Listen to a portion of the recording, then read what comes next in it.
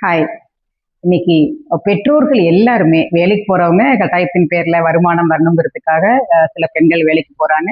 இருந்தாலும் சில பெண்கள், பல பெண்கள் வீட்டில் இருக்கவங்க, குழந்தைங்களோட உங்களுடைய டயத்தை ஸ்பெண்ட் பண்ணுங்க. அந்த நேரம் மொபைல் ஃபோன்ல ஃப்ரெண்ட்ஸ் கிட்ட பேசாம, நிறைய சீரியல் பார்க்காம, நிறைய ரீல்ஸ் பார்க்காம, உங்களுடைய குழந்தைங்க கூட உங்களுடைய நேரத்த பொன்னான நேரத்த குழந்தைங்களோட செலவு பண்ணுங்க. அந்த குழந்தைங்க தான் உங்களுடைய எதிர்காலமே.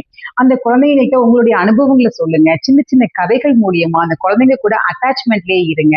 அப்படி நாம இருக்கும் பொழுது, அந்த குழந்தை நம்மள விட்டு வேற யார்கிட்டயும் போறதுக்கு உண்டான வாய்ப்பு கிடையாது. நெறைய பாதுகாப்பு உணர்வ சொல்லிக் கொடுங்க. வீட்டு பாடம் பண்ணும்போது 2 மணி நேரம் கூடவே உட்கார முடியும் நாம. அதுக்கப்புறமா டிஃபன் சாப்பிட்டு தூங்க போயிருவாங்க.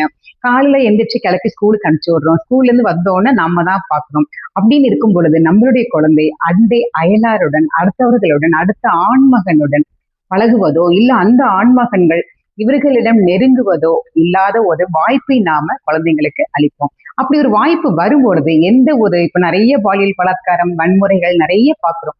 அந்த மாரி இல்லாமல் நாம நம்மளுடைய குழந்தைகள நம்மளுடைய பாதுகாப்புலயும், நம்மளுடைய உணர்வுகளையும், நம்மளுடைய வலிகளையும் சொல்லி அவங்களுக்கு கொடுக்கும் பொழுது, அவங்க நிறைய விஷயங்கள் நம்மகிட்ட இருந்து கத்துக்குவாங்க. அடுத்தவங்ககிட்ட அவங்க போய் நேரத்த செலவழிக்கிறதுக்கு வாய்ப்பே இருக்காது. வேலைக்கு போற பெண்கள சொல்லலைங்க. வீட்ல இருக்கக்கூடிய பெண்களுக்கு நெறைய விஷயங்கள் இந்த மாரி இருக்கு.